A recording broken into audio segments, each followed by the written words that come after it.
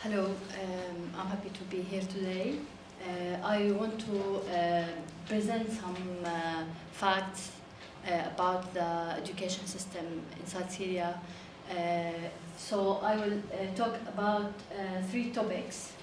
The first one is the damage the education system inside Syria it has suffered, and the effect on children because of this damage, and what the opposition trying to do to keep the school running.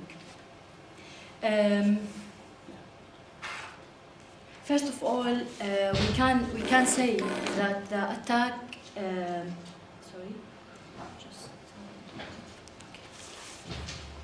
First of all, we can say that the attack on the education system inside Syria started when the Syrian children in Daraa wrote some freedom word on the board and walls of their school, and then they have been arrested and tortured by Syrian regime. Since that, and in the beginning of the revolution, and the start of the operation, military operation on the opposition area, a lot of school has converted to shelter for IDPs, and another school has converted to as a security or military points. So yeah, and then when opposition took the control for some area, these areas become the target of the Assad regime. So this is some photos of those children from Daraa who wrote this freedom words. Okay. So we will start on the education crisis, the damage which occurred, and some facts and figure about the damage. Yeah. So we have 3 million children are no longer in school, and Syria is now estimated to have one of the lowest enrollment rates in the world. Yeah. Just a minute to find. Yeah. And more than 2 million children out of school inside Syria, and almost 700,000 of children are out of school in the neighboring country.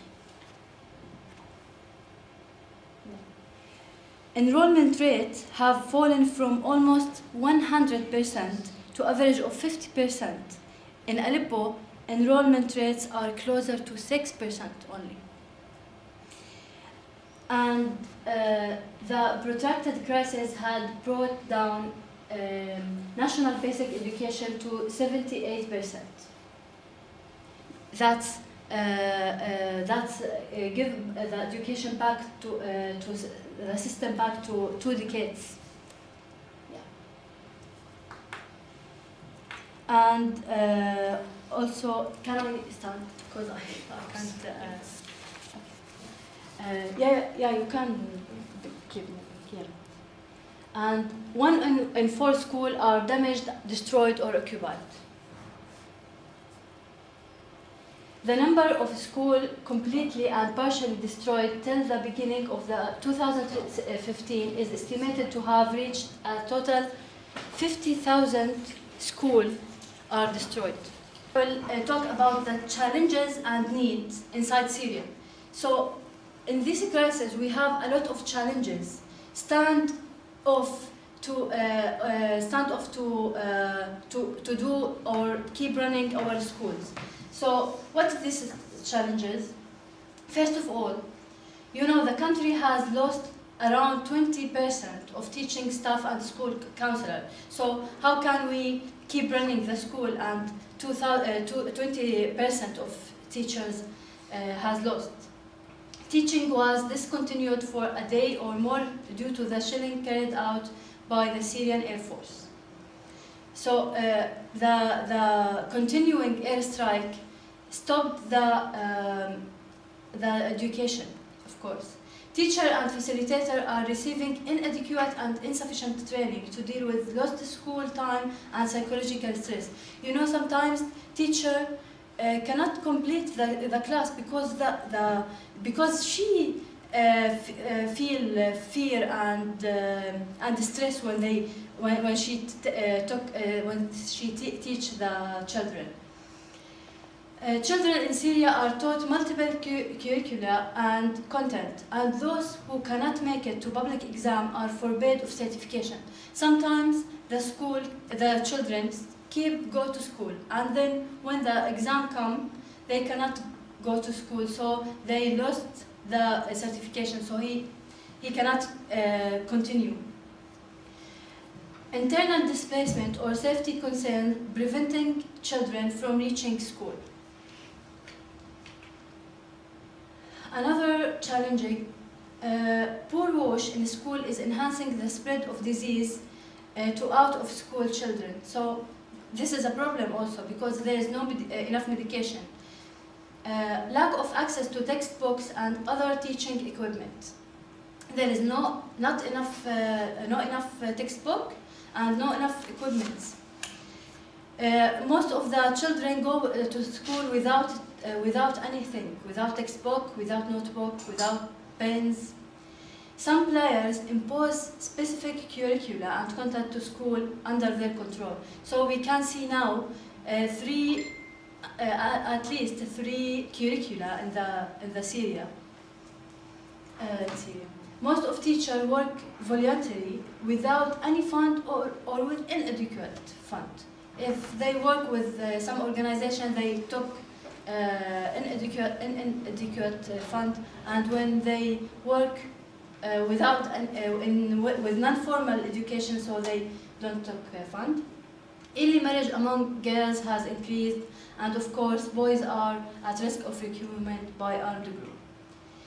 Now we will start with the third topic, challenges and need outside Syria in the neighboring country. So also the children in the neighboring country are suffering from more challenging.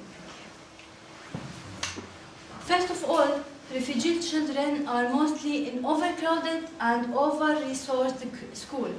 Learning space are limited, expensive, and not adequately equipped. Syrian teachers are not legally allowed to teach. Unfortunately, in some places like Egypt, Jordan, and Lebanon, the Syrian teacher cannot work. But they can work with few salaries in Iraq and Turkey. Language is a major learning barrier to formal education in Turkey. So almost 200,000 of Syrian children are receiving non-formal education because of this barrier. Access to education is disrupted by the already limited capacity of the public education system in host country. You know, in general, in the Jordan school, in general, you find 40 students in the classroom. So how can this classroom have more students? Okay. Lack of appropriate documentation. Of course, some people just move from their house and don't have the IDs and certification, so they cannot involved in the formal education in the neighboring country. Children never having attended school. There's not having resources to pay for school materials. Some schools in neighboring country need some materials, so the children must buy these suits and these books, and some families don't have this fund to afford it. Discrimination against children from Syria have become a great barrier also, and for refugee family who have lost everything, the pressure to earn money can force young people into child labor or early marriage.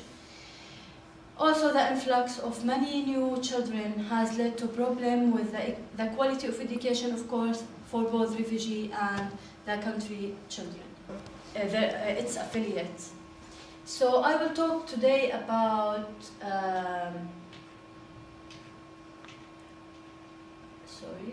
I will talk today about the National Coalition of Syrian Revolution and Opposition Forces and Syrian interim government.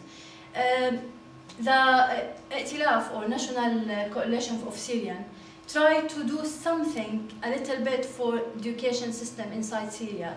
So, but it's not enough because the lack of funding. So they try to support education facility in opposition area and neighboring country by providing essential equipment and repair schools. Also, the establishment of examination. This is an important role actually, because this examination is approved by Turkey. So the children and the student in Turkey can complete their study in the University of Turkey. Print and distribute textbook after modification and revision. Also, there is another organization called Assistant Coordination Unit, ACU. ACU established a project for education called To Learn, لأتعلم. A program aimed to support the education process inside Syria and like Idlib, Aleppo, Latakia and Hama. Also, I will talk about Syrian Education Commission, which I worked with in Turkey. This organization established number of schools and printing books. It's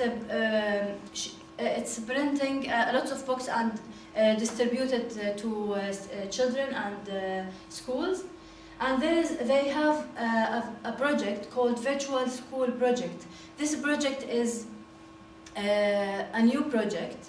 This project about to filming the teacher as he trying to teach the children, and they give this film to children who cannot go to school. You know, so this idea is creative. So the lessons can deliver to every student who cannot go to school. Okay. There is also a lot of civil society organization. I can talk about local NGO like Syrian Relief. They have a education project, and Hand in Hand for Syria, Human Care Syria, Mosaic Syria, and Watan, and Keshmalik, of course. I would like to end with this film about one of the projects has established inside Syria from an organization called Shafak. So it's just 3 minutes. Syrians inside Syria trying their best to do something to keep this school running. So women and men working with each other just to keep this school open.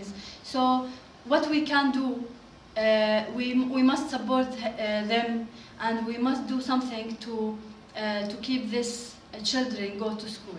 That's what I have today. Thank you, and I hope this was useful for you.